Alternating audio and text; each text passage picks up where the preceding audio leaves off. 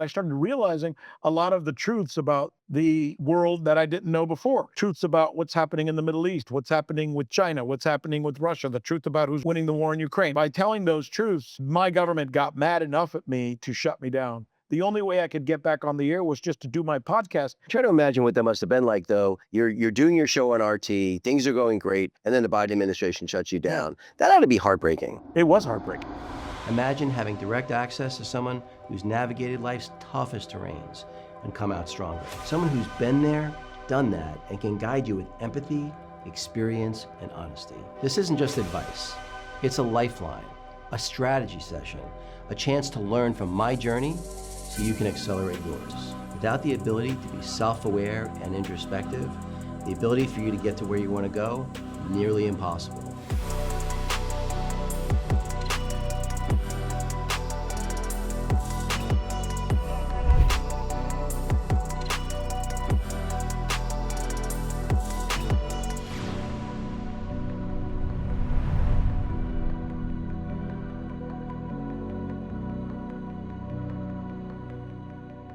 Hey, everybody, welcome back to the David Guttman podcast. I'm so excited about my guest today because I usually do things more business-oriented. This one's going to be more politics and journalism related. Rick Sanchez, Cuban-born American journalist. You've interviewed, I think, 4 U.S. presidents? Yes. Including other people like Castro and Gorbachev. Yeah. 5 Emmys? Yeah, 5 Emmys. 5 Emmys, a Peabody, and a DuPont. I think Yeah. I got that right. Journalist on CNN, Fox, you covered them all. MSNBC, you covered them all. Man, I worked on both sides. And I think you got canceled before cancellation was a thing. That's true. Yeah. So anyway, so really excited for you to join me today. So what I try to do when I talk to people is talk to people that have a little bit the road less traveled, which you definitely have. How old were you when you first came over? I think I was around 3 years old when my parents left Cuba and brought me to the United States. And I grew up not knowing how to speak English. I failed first grade. My first grade teacher, Miss McIlvaine, said I was mentally retarded. No, true story. Bad, but you can call someone retarded. Yeah, it was okay back then. And poor thing, she just didn't know. She was an old Southern woman. And you got to remember, Dave, when I came from Cuba was before the onslaught of people coming here. So it wasn't like there was a million immigrants coming to the United States. So I think she was a little confused, and she said, this kid doesn't know how to answer any questions. Well, I didn't know how to speak English because my parents never learned English in the United States. And it's funny, they worked their asses off all their lives. And people say, well, why did they ever learn English? Because when you have 3 jobs, you don't have a chance to speak English, to learn English.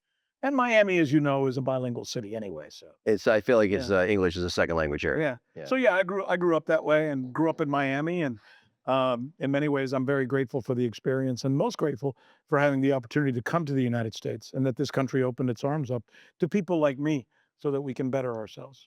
Well, you are literally the prototypical American dream. Like that's literally what people talk about is they come here when they're young, they're first generation, and they make something of themselves. I mean, I can only imagine though that because of that, because you really are living the American dream. Yeah. How disappointing it must have been when it went the other way. And I know, you were canceled originally from CNN, if I remember correctly. Yeah, because I grew up poor and I come from a communist country and I believed so much in our system. I believe so much that, the promise of America is first and foremost that very first amendment in our Constitution and in our Bill of Rights that says you have a right to think, you have a right to gather, you have a right to speak that which you want to. And free speech is everything for me in many ways. And it was always a differentiator for guys like me and probably guys like you too. If nothing else, we could go around the world and say, you know what, at least we live in a country where nobody tells you what to say or what to think. And then suddenly I get this job at CNN, my dream come true. I grew up poor. I'm the main anchor, or one of the main anchors at CNN, one of the highest rated anchors with a show called Rick's List. And I start telling some truths that I think people don't want me to tell. I started questioning the fact that members of Congress were taking hundreds of thousands of dollars and then acting upon the things that those people that gave them the money wanted. And I started putting that correlation together and I started getting pushback at CNN, like, what are you doing? I started questioning the war in Iraq. I started questioning different associations of what are I didn't know it was called the administrative state back then, but I started questioning the neocons, and I started seeing all these things and wondering about them.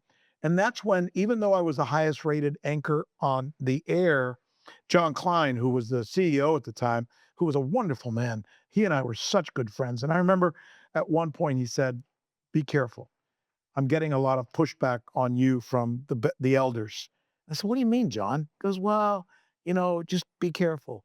It wasn't long after that I was out on my ass, and I know what it was really all about. I wasn't saying what they wanted me to say, and I wasn't doing what they wanted me to do. And in the end, I think to this day, it's only gotten worse. When I started with CNN, I had a long talk with Ted Turner once and a long talk with Larry. And I love Larry. Larry King was a good man. He said, "You know what happened to you?" I said, "Yeah, Larry." He goes, "It wouldn't have happened under Ted. Ted would have called you in and said, 'Rick, be careful, man. Don't bullshit. Be careful with these guys over here and this guy, but keep doing what you're doing because you're a truth teller.'"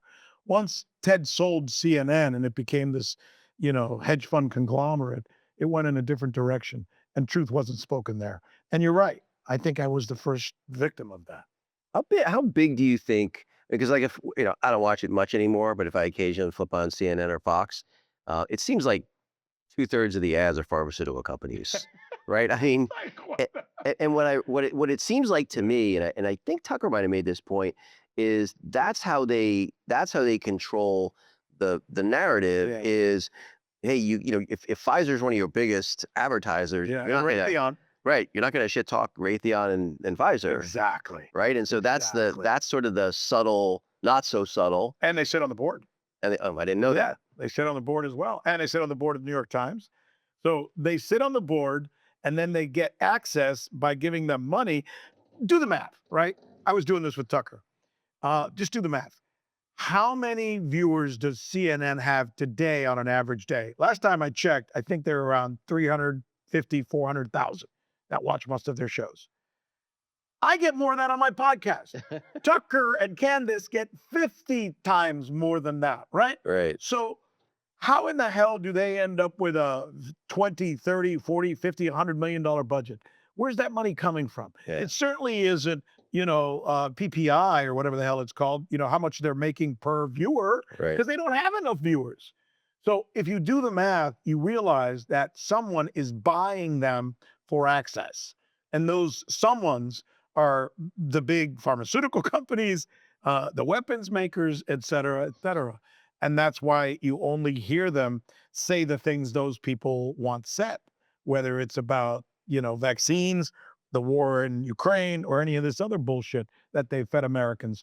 And when people like Tucker Carlson or Candace Owens or Doug McGregor or Judge Napolitano stand up and say, "No, I'm not going to say that bullshit," they're on their ass. They're out on their ass. Well, some of it's funny. Some of the cancellations to me, like you look at a cancellation like Megyn Kelly or Tucker Carlson, and you're like, doesn't make any sense. I mean, Right. Tucker had the highest rated show They don't care. on the network. They don't I know. need money for I was money. going to say that's how you know it's not because of the money, Right. because you don't fire the guy making you who has the highest rated show. Right. But then you have other ones where you have like a Joy Reid or Don Lemon, where you're like, or a God, what's the potato looking guy, Brian Stelzer, right? It's like those are like, okay, I get why they got canceled. Potato-looking guy, they should have kept him. Poor guy. If you look like a potato, you deserve to keep your job. Or the guy Tubin, right, who was like whatever. There's another story. Yeah. Like some of them make sense, but it's like these decisions, it just seems so insane to me. Well, but you hit it. You just said they fire the people. I had the best ratings at the time at CNN. I was put in front of, I was put in just in front of, can you believe I just forgot his name? That tells you something about how important he really is working there. But anyway, his ratings were down, so they put me in front of him to raise the ratings for him. Are you the lead in? Yeah. Right, exactly, which is kind of crazy. So yeah, but you just hit upon it. You said they fire people even if they have the best ratings, which goes to show they're not about ratings. Yeah, it's not about the money. Well, it's not about the money related to the show. That's how you know what's really going on. It's about the money, but not the money that Right. comes in from the viewers. It's the money that comes in from the big names like the Raytheons, etc. It's funny when you think. I never thought of it before. We were having this. Well, there you go. But it's what's interesting is it's a lot like lobbying, only it's like a form of lobbying for media when you think about it. Yeah, it really is. You brought up Candace a couple times. I'm curious what you think about what we're being fed about the whole Charlie Kirk lived down the street from me in Scottsdale. What do you think about all that? Do you buy the story that they're feeding us? No, I think there's too much of it that's still suspect. And even though, to be fair, I'm a journalist, it's not my job to give an alternative version of things unless I know what that alternative version is based on facts or sources. I don't have the facts or the sources to tell you right now that something there's something that happened to Charlie completely different from what they said, but I will say this. I have found that what they've said is filled with holes and doesn't make sense. And why wouldn't you be completely transparent with everything and just put it all out there? Yeah. And I don't feel like they have. So then I reserve the right to question it. And that's where I am with Charlie Kirk. But they didn't I'm questioning. well, not only that, like they paved over the crime scene like 48 hours after. You're like, come on. Like, how is that possible? And a lot of the questions about the guy in the rifle and how did he get down from the roof and where was the rifle when he was getting down the roof? Did he really stick it in his pants? Then why was he walking perfectly well? What happened to the guy who disappeared behind the tree? I've seen at least 10 different things that make me go, how can these things be so obviously different from the story that should be as plain as day? So it allows people like me and you who are already on the side of questioning government to want to question them even with this situation. And that's kind of where I am, Dave. Well, and the thing about it, like when I hear, look, at the end of the day, you can say anything you want about Candace Owens. There's no doubt about it that her and Charlie Kirk were really good friends. And I think they traveled together for like 3 or 4 years, did hundreds and hundreds of events together. I mean, her eulogy of him a day or two after he was killed was heartbreaking. Yeah. And so it's like, she seems to be the only one asking questions. Yeah. Everyone else is like, including the people from Turning Point, including, the widow, just don't seem like they're asking any questions. Yeah. That just seems so strange. Do you think that America is somehow affected by that in so much as they are now less apt to believe anything from the government, be it Trump or anybody else, and certainly the media, that it's taking them over the boiling point?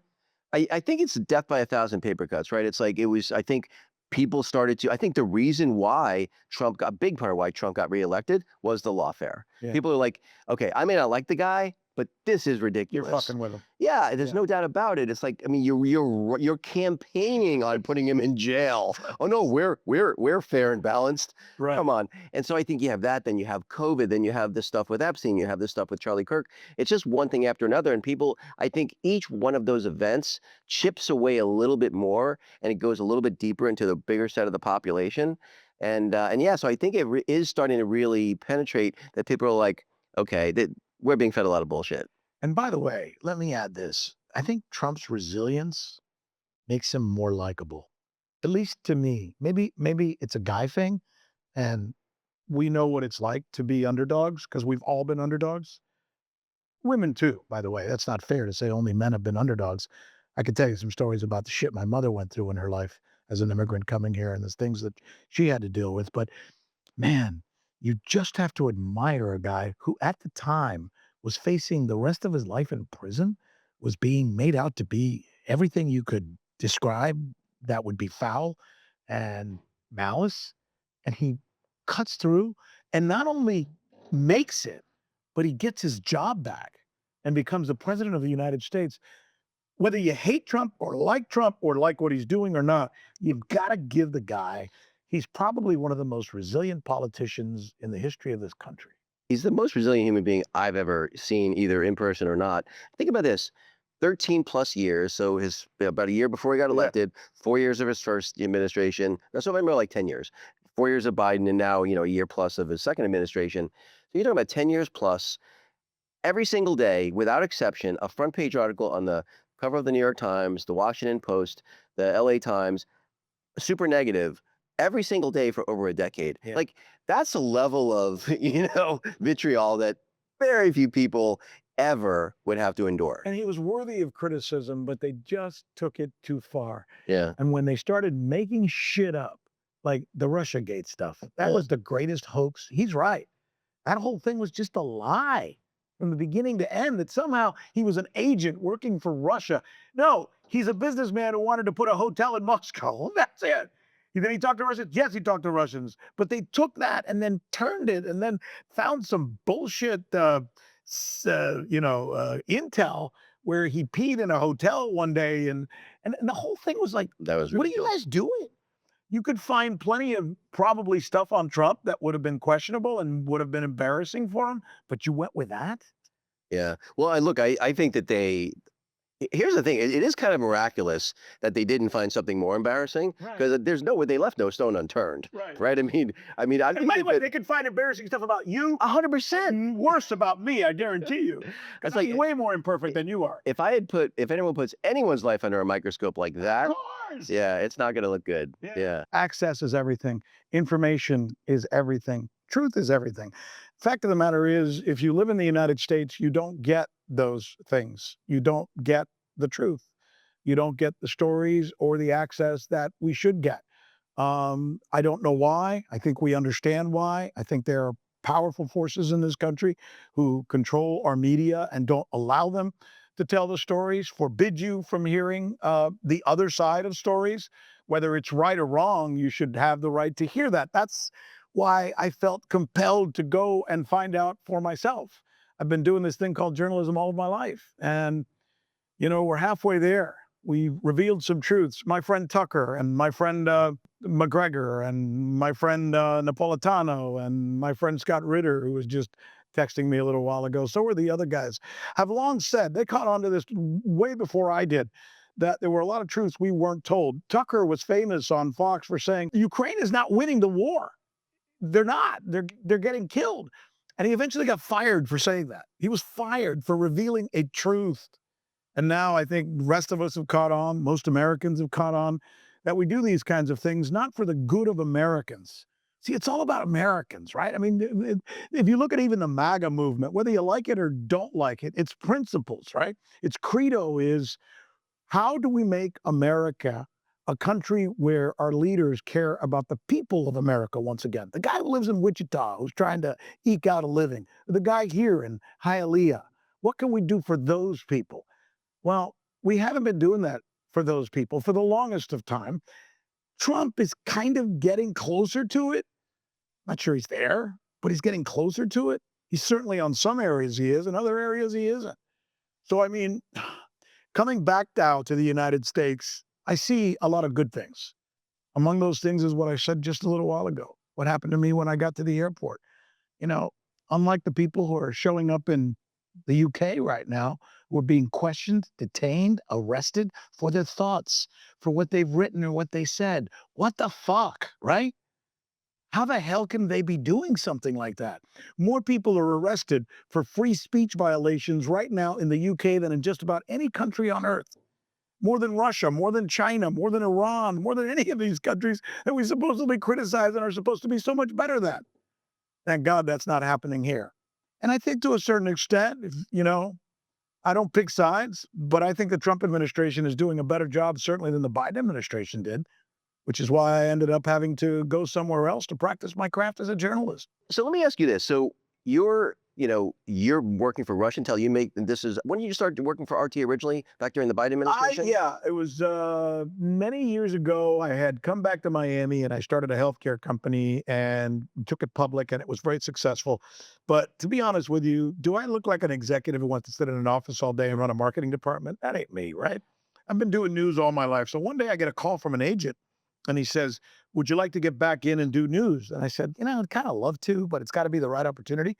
And I said, well, who's it for? And he goes, well, the Russians. And they got a network that's one of the most viewed networks in the entire world. They've got like 700 million viewers all told with all of their networks combined.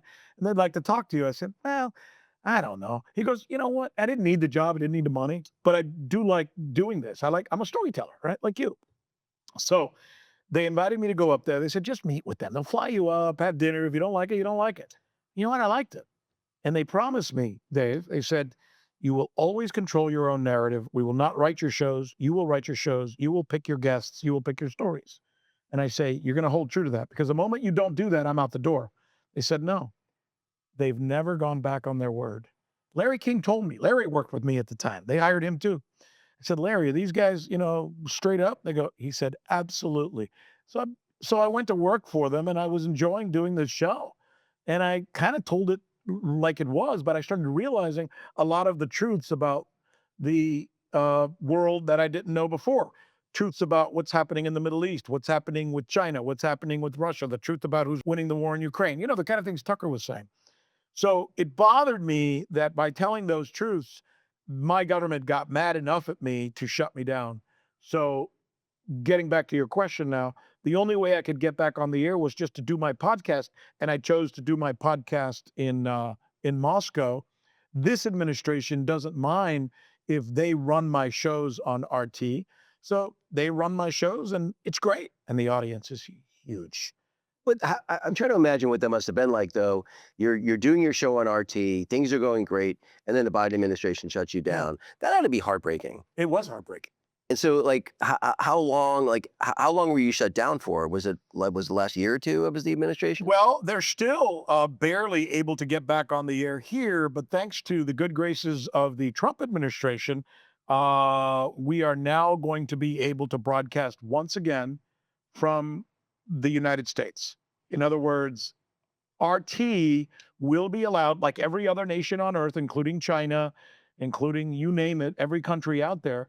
Al Jazeera is going to be able to do news out of the United States once again, which is a right, which is fundamental. If people want to hear somebody give the opinion of what's happening in Russia or Iran or Israel or Timbuktu, who cares, right? They should be able to hear it. And the Trump administration is saying, no, we won't play favors with certain countries. So they're going to be able to do that again. So there's a real good possibility I'm going to be able to continue to do my show, and I'll still want to do it. Dave, what I've learned is you do better journalism when you have access to real sources. I've met with Vladimir Putin. I've been there with Modi and Xi. I've been there meeting with the finance minister of Russia, asking him how they were able to get through all these sanctions. I've met with Lavrov. I mean, these are important people who are some of the biggest decision makers in the world. And by the way, most of them have an approval rating of over 80%, which is more than I could say for Macron and Starmer and Merz and all these other clowns in Europe, for example, which the past administrations, the pre-Trump administrations, they all kissed their asses. Yeah. And it's time for us to look at old Europe and say, guys, we want to be your friends, but you don't matter as much as you used to. We're not going to kiss your ass anymore. And we're going to look to the BRICS countries and say, these guys have the power. They have the money. They have the GDP. They have the population. They have the natural resources. We need to be friends with them too, for the good of the American people. And that's what I'm finding out. And that's what I'm reporting. And you know who my biggest viewers are and where they are? Right here in America. Really? My podcast, by far, 60 or 70% of my audience is in the United States. Second place, Canada. Third place, the UK. Fourth place, Australia. Wow. What does that tell you?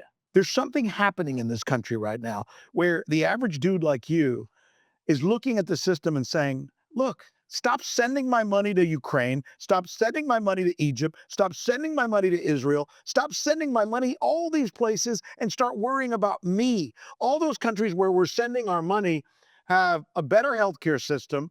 They've got maternity leave. They've got guaranteed vacation pay. We don't have any of those damn things, and all our money's going to those places, right?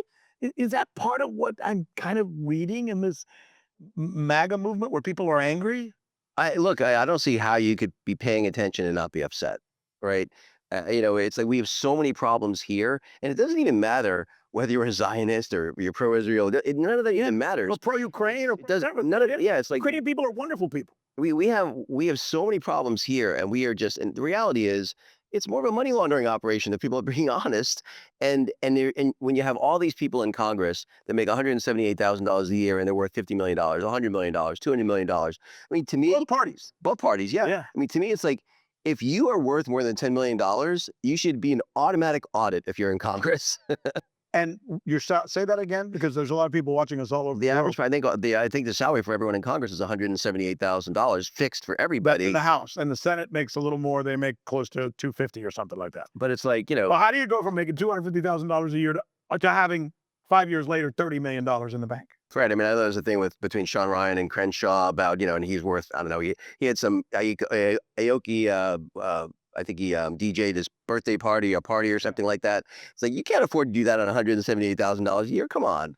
And so you don't know what's going on, but you know what you're being told isn't the truth, and you know the money is not going to where it should be. And that's really the part that I think upsets most Americans is, yeah, I'm willing to pay taxes, but those taxes need to actually go to something. Exactly. And they need to go to things that are good for me and my family. My kids right now, I'm sure you feel the same way, can barely get housing in the United States. Do you know what it costs nowadays to get a mortgage? The average young person graduates from college.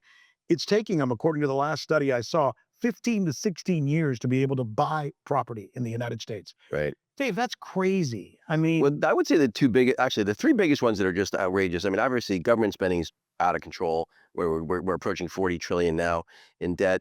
You've got, healthcare costs are absurd, and think about it. The average person, you take a regular couple, they're going to pay $25,000 a year, okay, for health insurance, and they're going to have a $5,000 deductible. So between, husband and wife, 25 in premiums, another 10,000 in deductibles, $35,000 before anything's actually covered. And people are talking about how good our healthcare system is. yeah. It's horrible. And then education, same thing.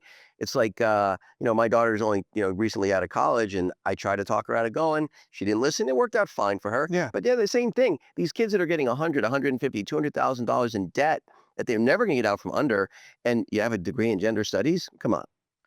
Yeah, I think that's a big part of the problem. And I know some people call it woke. I don't like the word woke because I think it's overused. As a journalist, I've always trained myself not to use words that are overused. Don't go to the places where everybody else is going. That's not gonna where you're gonna find the story. But there is something to say for a society that makes people do things they wouldn't ordinarily do through some kind of elitist consensus.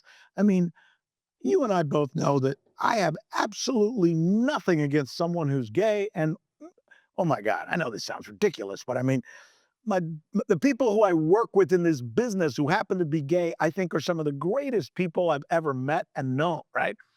But the idea that my government tells me and my children that I have to agree to Gay Pride Month and forget gay. I'm Hispanic. I can't stand Hispanic Heritage Month. Why are we having Hispanic Heritage Month? Why are we having Black History Month? Those things divide us more than they do anything else. It's completely unnecessary. Oh, and by the way, as a Hispanic, so you only are going to celebrate me for 1 month? What are you going to do the rest of the 11 months, right? Yeah.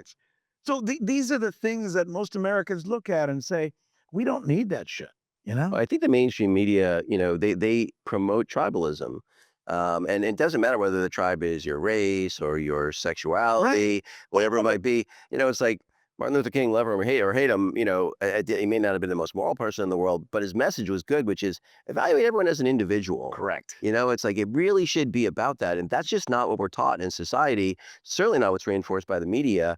And it's a shame because that's what's creating, it's the outrage, economy is pushed by the media, and that's what's causing a lot of the problems. Well, so I know according to our media, Putin's the devil, but tell me a little bit about what living in Moscow is like. As an American, having lived here most of your entire life, what's it been like? You would be shocked. I want to come visit, honestly. It's pretty amazing. They clean the streets twice a day. And I always say, show me how someone lives, show me how he treats his environment, and I'll tell you who he is, right? I mean, if you go to visit your friend and they don't pick up their underwear, their dirty underwear or their socks, what do you immediately know about them? Right. They don't care about themselves or their families or their communities because that's the underpinning of who we are as human beings. That's what America is. We've always taken care of ourselves and we've taken care of our communities. When you go to Russia, that's the first thing I notice. No homelessness, zero. No crime to speak of. I mean, obviously there could be petty crime, but nothing big. No murders, no drug problems, an incredible sense of unity about the population and the people, and a real sense of a unified society. The other thing I noticed is they care mostly about their own families, right? They're very, very pro family, like crazy. And the government has initiatives more so than we do to protect those things. If you have a child with your wife, the government rewards you. They incentivize you to have children and to have families, not to take it away. They don't incentivize things that are individualistic. Like, there's nothing wrong with being gay in Russia, but they're not going to promote it. You're not going to have Gay Pride Week, okay, in Russia. Nor are they going to have, Black History Month or Hispanic Heritage Month. None of those isolationist identity things are they into. Instead, they're into giving people the things that they really need. Like if you're a person and you have a job in Russia, by law, they have to give you at least 4 weeks off so you can spend time with your family. If you're a woman and you get pregnant, you get 14 weeks off, 7 before and 7 after, by law. If you are Russian, you have access to health care for free in the country, period. Dave, these are things we don't have. Right. Think about it. So, one of the eye-popping things when I go to Russia is I say, I grew up in a country thinking the Russians sucked and they're all bad people. But then I come over here and I see they have things that we don't have. But we're talking bad about that. By the way, I have no idea. What's the income tax in Russia? 15%. 15? Yeah. Oh my God. Yeah, what part? 50, right? If you're making money. If you live in California, it's like 58%. Right. Or New York, where you got to pay municipal taxes. Oh, I know. I used to do. And that's worked at CNN. And that's before Mandami gets his clause in there. Could be even worse. Could be worse. Yeah. So actually, long story short, I know I overtalk, but I've been spellbound by what Russia is, as opposed to what I thought Russia was. So it's interesting that it sounds like there isn't nearly the level of internal tribalism inside of Russia like there is in the US. I mean, Not at all. it's so fractured here that everyone my sense of it is that it's because the media, again, it's like rage, is part of the business model, it seems like, in American media. Think about it. Why do they want us talking about some guy who ran a race wearing a dress in Kentucky? And why does the right have its wedge issues and why does the left have its wedge issues? Because they don't want us to pay attention to the real things. They don't want us to pay attention to $350 billion of your kids' and my kids' tax money that was spent in Ukraine. They don't want us to see that. There's a lot of things they really don't want us to see. They don't want us to see what really happened to Epstein. They don't want us to see how much money the politicians are taking as legal bribes in this country. So none of that stuff gets covered. So instead, Fox News tells you about the wedge issues to make the average conservative American angry. And CNN and MSNBC will tell you about the wedge issues that'll make the average liberal angry. And that's where we live, in the periphery, instead of in the things that should be the most important things that we talk about. Well, I hear there are a lot of Ukrainian license plates on supercars in Monaco. I hear that. So you were watching him the other day. Who said that? I think it was Don Jr., I think. Don Jr., right? Yeah. He was in Doha, and he Yeah. was talking about that. And you know what? He impressed me. He said some real truths, Yeah. and I'm glad he is. Well, look, I think there are some truth tellers out there. The problem is it's often hard to separate the chaff from the wheat and know what's true. Right. Talk a little bit about kind of how you see, and I know you're involved obviously heavily in it, how social media is changing journalism. Because I think it's completely shifted it.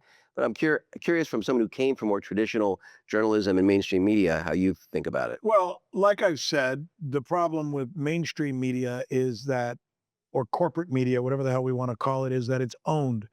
It's basically a product now of the state, which is really weird that we're living in an era now where, you think back to the Soviet Union. In the era of the Soviet Union, people who lived inside the Soviet Union were not allowed to know the truth about the outside world. Now people who live in places like the UK and France and Germany are not allowed to know the truth about the outside world. Dave, it's flipped. Yeah. It's the other way around.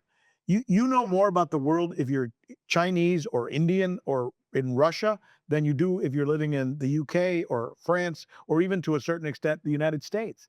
The fact that Joe Biden would make it illegal for us to know the truth about Russia, that's crazy.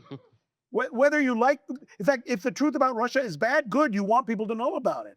But the moment you say, I don't want people to know this about a country, it must mean there's something about that country you don't want them to know. And that's actually what's happened in our country. And it's the media that's protecting us from that truth. So that's the fact. So then why? Well, because the media is beholden, right, to certain corporations, certain administrative entities, certain governmental institutions. Okay. So then where do you go to get the truth?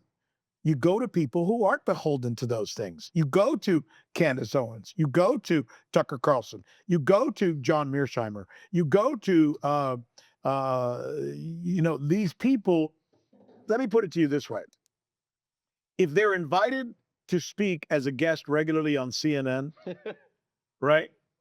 Don't trust them. They're lying. Exactly. You know, Petraeus, he's a liar. He's not a good person. Mearsheimer, good person, right? Professor Jeffrey Sachs, good person. The people who are telling you the truth are the ones they're not calling to have on the air. And that's how you know the difference between the truth tellers and the non-truth tellers. I don't even know who Scott Adams is, but Of course. yeah. So he actually talks about like that they're designated liars. That these are the people. Yeah, these are the people that they put out there when they have to tell the whoppers. You know, the Eric Swalwells, Exactly. the Maxine Waters. They're all there, yeah. And they're there to present the Yeah. certain institutional points of view because they're owned. You know, there are some things though that are just so glaringly problematic. Everything from, the story you're being told about Epstein, or the stuff that happened with Charlie Kirk. You're like, the stuff you're trying to get people to believe is so ridiculous. You're kind of like, I mean, I live right down the street from where Charlie Kirk lived in Scottsdale.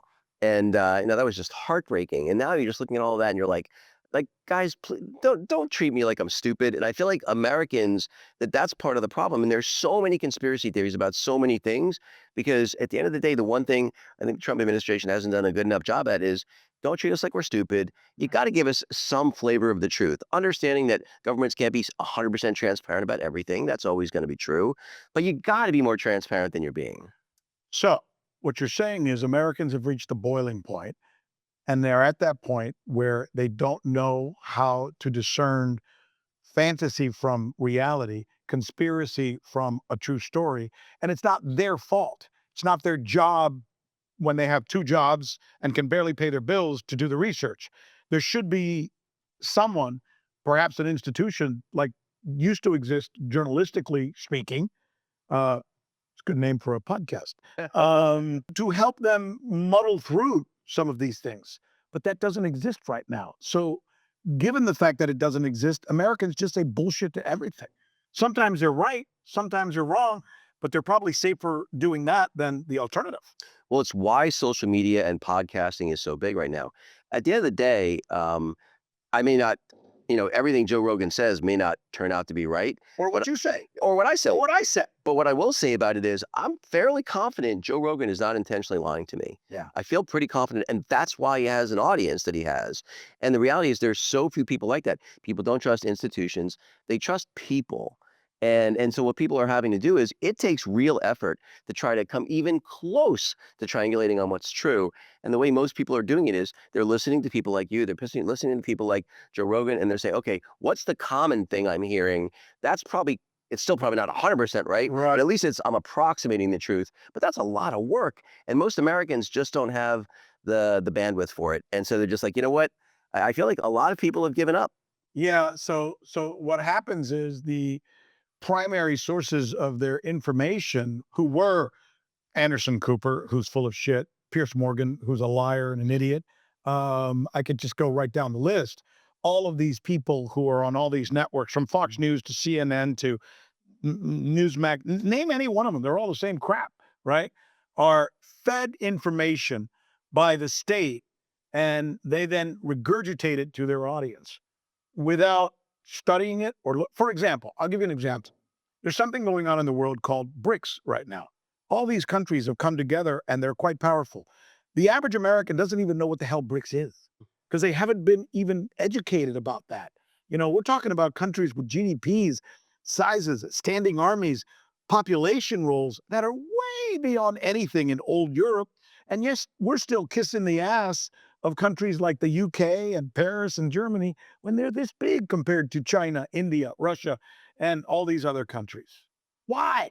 Well, Why are we told the truth? Well, not only that, if you listen to people like, I don't know if you're familiar with people like Chase Hughes or Andrew Bustamante, the ex-military guys, but like they are helping people understand like how to spot a psyop, right? Like so much of what's being told to us is so obviously a psyop. Yeah. And people are, they're learning enough to know that they can't believe anything they're told. That the only thing that they can be certain isn't true is whatever the mainstream media is telling them. Well, because, by the way, who does the best psyop? Who does the best false flag operations in any institution, probably in the history of the world? MI6. Hmm. And who does MI6 work for? Us, the CIA. Mossad, same thing.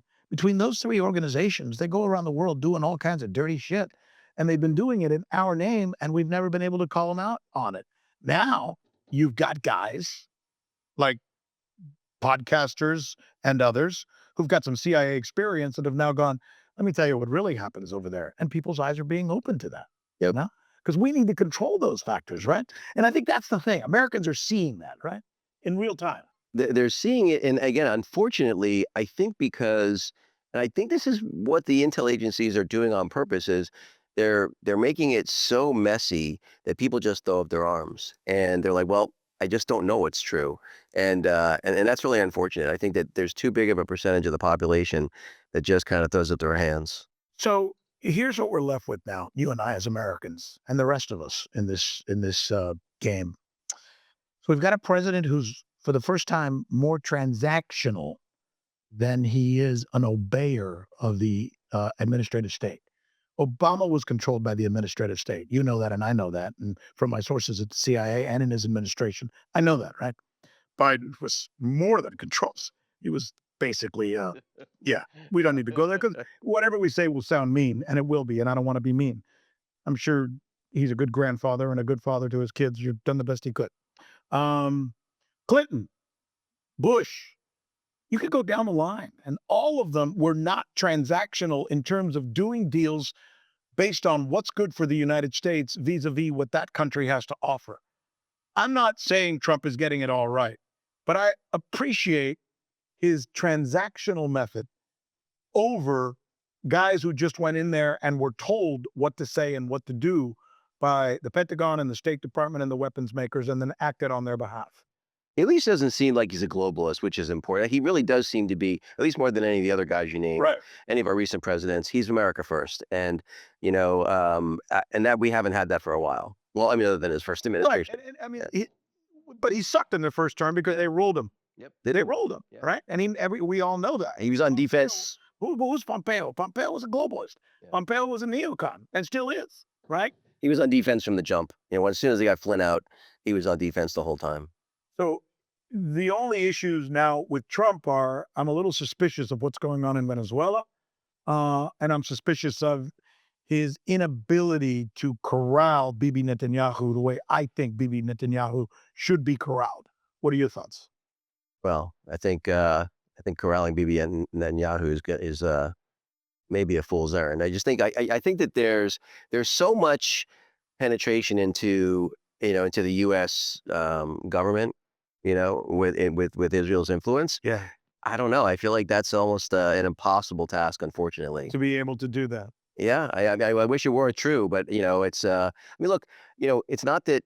I'm definitely not against Israel. And I'm Jewish. No. It's like it's not even. It's not even that. Jewish, and it's not about being against Israel. Yeah, It's just about criticizing the foreign policy of a particular government. But the reality is that I just don't care that much about a little plot of land halfway around the world, Yeah. like I do America. And the fact is, it shouldn't be. And people are going to say, "Oh, it's democracy," and I don't know. People said the same thing about what we tried to do, and if every country we tried to help out from a democratic standpoint, almost every one of them has turned out. Maybe everyone's turned out badly.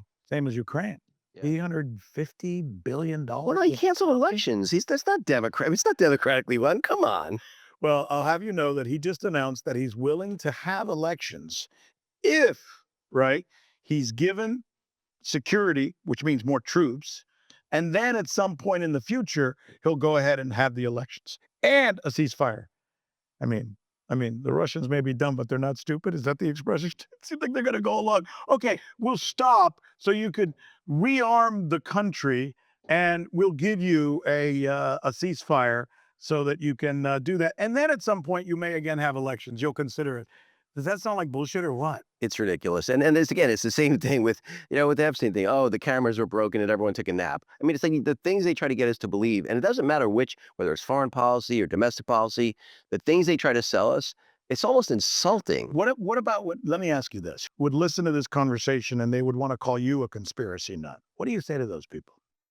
Well, I think wait 6 months, right? Every conspiracy, everything that's, Trump says, oh, we're being wiretapped. My campaign's being wiretapped. Oh, conspiracy. Right. And, wait 6 months, wait 2 years, wait Yeah. 5 years.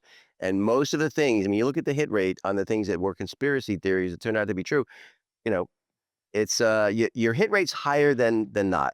Who was the last president who said no to the CIA, said no to the State Department, said no to the administrative state, deep state, whatever the hell you want to call it? And where did he end up? And what happened to him? Kennedy. John F. Kennedy.